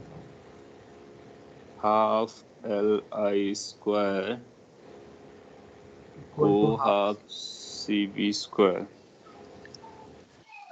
कर सकते हो, बिल्कुल कर सकते हो, क्योंकि आपको पता नहीं एनर्जी इक्वेट कर रहे हो आप। हाँ इक्वेट, हाँ कर सकते हो, क्योंकि पीक वैल्यू पर इसकी जो एनर्जी होती है, सारी एनर्जी इसके पास होती है, और जब ये पीक पर जा रहा होता है तो इसके पास सारी एनर्जी ट्रांसफर हो जाती है। तो इसकी maximum energy is equal to इसकी मैक्सिमम एनर्जी। बिल्कुल ये भी बोल सकते हो। हाफ हाँ sir L I nought square is equal to, और सी आपको बता रखा है उसने, यस सी तो बता रखा है, और उसका वी बता रखा है, तो हाफ सी वी स्क्वायर कर सकते हो, बिल्कुल कर सकते हो। हाँ सर, फिर आंसर 281.25 आता है सर। ऐसा है क्या? हाँ सर। इसने दिया कि आपको मैक्सिमम कैपेसिटर का वोल्टेज दिया, तो इसको मतलब जब ये मैक्सिमम चार्ज होगा उस समय की एनर्जी ये, बिल्कुल सही है। और ये इसकी मैक्सिमम करंट के टाइम की एनर्जी है, दोनों एनर्जी एक दूसरे में ट्रांसफॉर्म होते रहते हैं, बिल्कुल सही है। तो ये किया जा सकता है, बिल्कुल किया जा सकता है, यहाँ से अपने को आंसर मिल सकता है। और आई नॉट कैसे निकाला होगा आपने? ई बाई आर से निकाला होगा। आंसर इसका कितना दिया है सर 280 दिया है, 281 चाहिए। अच्छा 281 चाहिए, ये कहना चाह रहे हो, तो फिर वो कैलकुलेशन की वैल्यू इसको लेकर होगा। किसी का 280 आया है? आइडिया वाइज ये परफेक्ट है। और या फिर आप यहाँ से जाओ, और यहाँ से ओमेगा को हम क्या यूज करेंगे, अंडर रूट 1/LC यूज कर लेंगे, और इसके बाद में एल और सी अपने को पता है, इन सबको यूज कर सकते हैं। किसी का 280 परफेक्ट है, अदरवाइज मैं कैलकुलेट करता हूँ, और आपका 281 बोलना है, क्योंकि 1 और 80 में अलग अलग आंसर होंगे। राउंड ऑफ करना पड़ेगा, हो सकता है आपको डेसिमल्स वगैरह में आ रहा होगा तो। हाँ सर 281.25 आता है, तो फिर 281। ठीक है, तो एक बार आप लोग अगर का सेम जैसा कुछ नहीं रिस्पॉन्स है, तो मैं क्या करता हूँ, इसको एक बार चेक कर लेता हूँ, और अगर 281 पॉइंट समथिंग आएगा तो उस पर आंसर को चेंज कर दूंगा, और अगर 280 आ रहा होगा तो वो हो जाएगा। आप बहुत क्लोज है आंसर के, इसका मतलब है जो भी रहा होगा वो कैलकुलेशन को लेकर के रहा होगा। आइडिया अपना ये भी वर्क करेगा, या फिर आप यहाँ से जाओगे तब भी वर्क करेगा, दोनों अपने लिए चलेंगे। बेसिकली एलसी ऑसिलेशन है। नेक्स्ट क्वेश्चन नंबर 22 281 आ रहे हैं, तो इसको हम एक बार चेक कर, ठीक है, तो 281 कन्वर्ट कर लेंगे, नॉट एन इशू, और इसको चेंज कर लेंगे। क्वेश्चन नंबर 22 में मैं आइडिया दे देता हूँ, अपने पास सेकंड, थर्ड और फोर्थ फिफ्थ हैं, और 5 मिनट अगर पेशेंस रखेंगे तो जरूर कवर कर लेते हैं। इसने एटलीस्ट आइडिया जरूर मिल जाएगा, और आपका जो कंसर्न है वो रिजॉल्व हो जाएगा। Find the amplitude of the current induced in the loop if its resistance per length is known to us, inductance can be neglected। और लेंथ वगैरह अपने को दी होगी, तो एक प्लेन लूप है, रेडियस ए दी गई, रेडियस बी दी गई है, और इस तरह से ओवरलैप करता है, तो इसको हम परफेक्ट सर्कल मान के चलेंगे, इसको भी परफेक्ट सर्कल मान के चलेंगे। और अपने को इस पे क्या, इसका जो क्रक्स पॉइंट है वो क्या है वो समझ लेते हैं पहले। मैग्नेटिक फील्ड वैरी कर रही है, तो ये लूप ऐसा चलता है, इसके बाद ये जाता है, इसके बाद ये टर्न अप हो जाता है। ऐसा टर्न अप करता हुआ उसने एक बार एडवांस या मेन में किसी एग्जाम में उसने यूज किया है। तो अगर लूप ऐसा रखा हो, और या फिर एक के ऊपर एक से पास कर रहा हो, तो उसका प्लेन चेंज हो जाता है। या फिर आप ऐसे देख सकते हो कि इसका जो प्लेन होगा ये होगा, तो उसका प्लेन वो अंदर की तरफ जाएगा, क्योंकि करंट के हिसाब से हम लोग प्लेन को भी डिसाइड करते हैं ना। अच्छा, यहाँ पर जो मैग्नेटिक फील्ड है, तो अगर इस पे करंट, लेट से कि मैग्नेटिक फील्ड हमारी डिक्रीज कर रही है या फिर t इक्वल टू 0 चल रहा है तो इंक्रीज कर रही है। जब इंक्रीज करेगी मैग्नेटिक फील्ड तो इसको अपोज करने के लिए करंट ऐसा जाएगा, फिर करंट ऐसा जाएगा, फिर करंट ऐसा आएगा, फिर करंट ऐसा आएगा। So area of this loop and area of this loop is going to be opposite. तो जो नेट फ्लक्स निकालना है अपने को, तो जो नेट फ्लक्स निकालना है F, it should be like pi बड़ा वाला radius a square minus b square into dB by dt।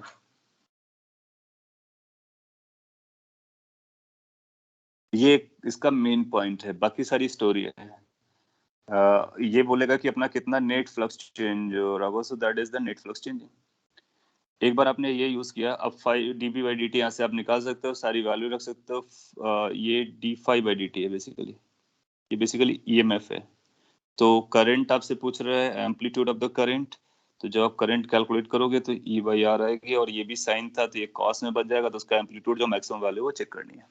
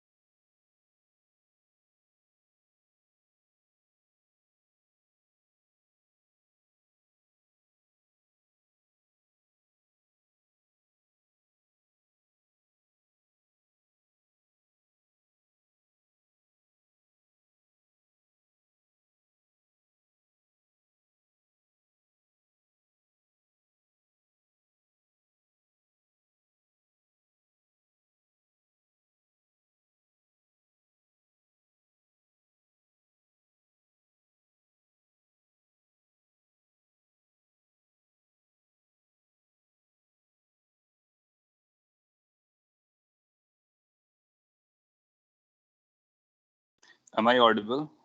Can you hear?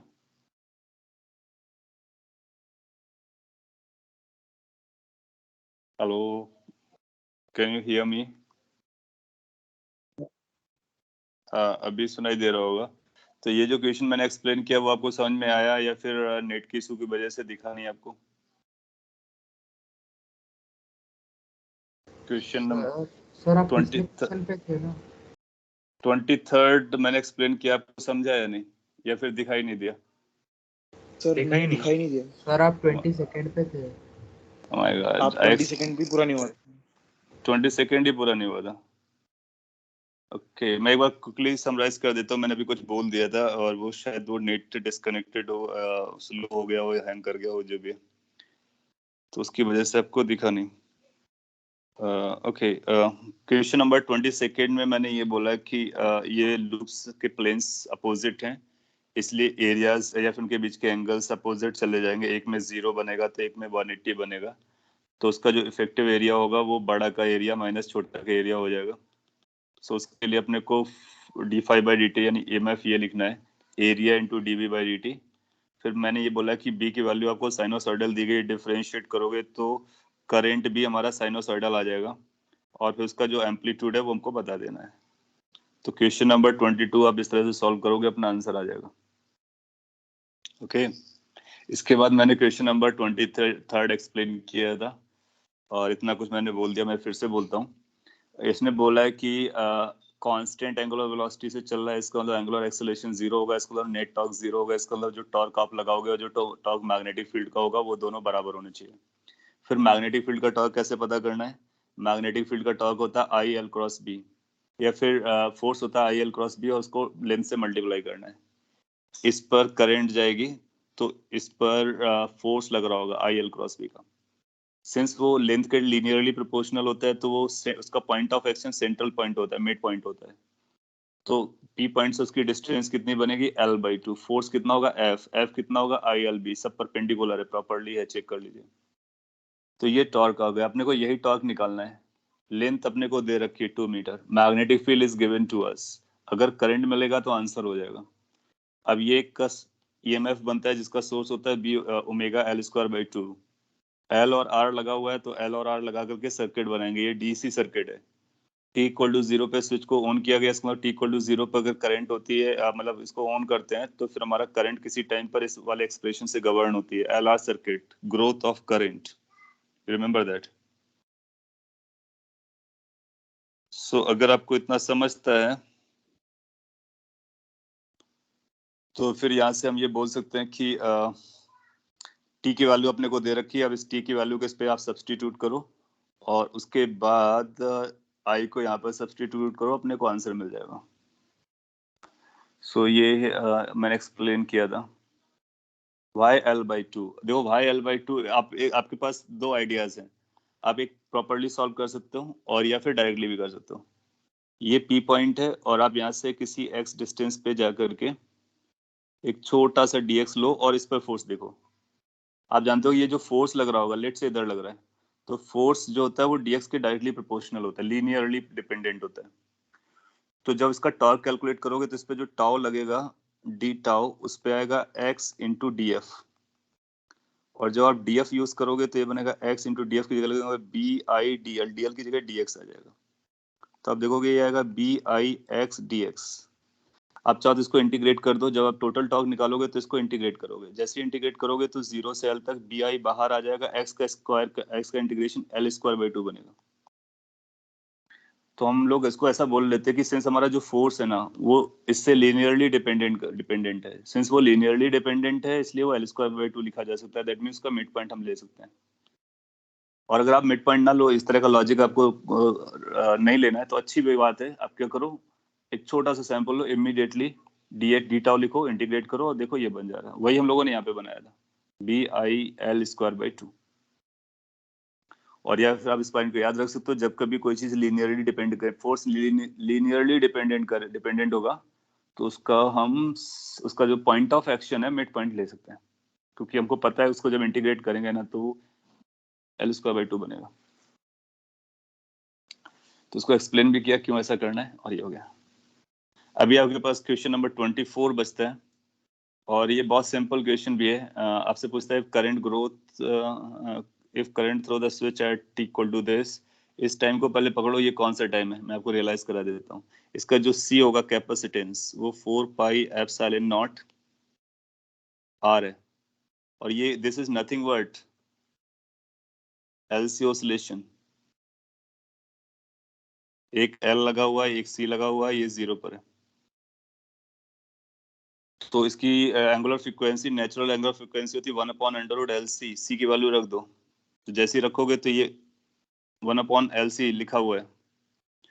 तो ये बेसिकली लिखा हुआ है हमारे लिए π/4 ओमेगा। इसको आप चाहो तो लिख सकते हो T/8। तो T/8 पे कितना करंट जाएगा ये बताना। इनिशियली चार्ज था, T/8 आ गया, ये क्वेश्चन अलग है। अब आप जानते हो कि इनिशियली चार्ज था तो करंट हमारा कैसा रहा होगा। करंट की जो वैल्यू रहती है वो I0 which is Q0 into omega और साइन ओमेगा टी रहता है।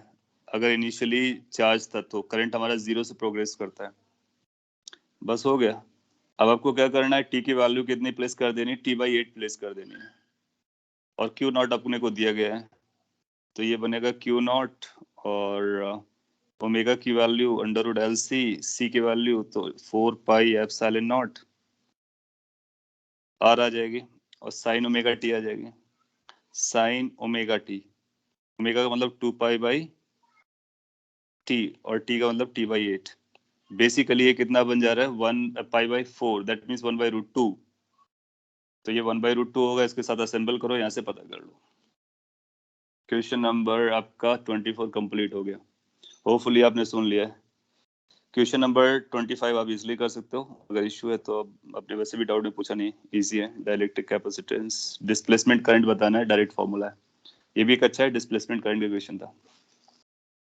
ओके, टाइम ज़्यादा लगा और आपका पेपर कंप्लीट हो गया। आप इसको एक बार फिर से गो थ्रू करने का, सारे पेपर ट्राई करने का, मतलब सारे क्वेश्चंस को, और इश्यू रहता है तो नेक्स्ट क्लास से पूछने का।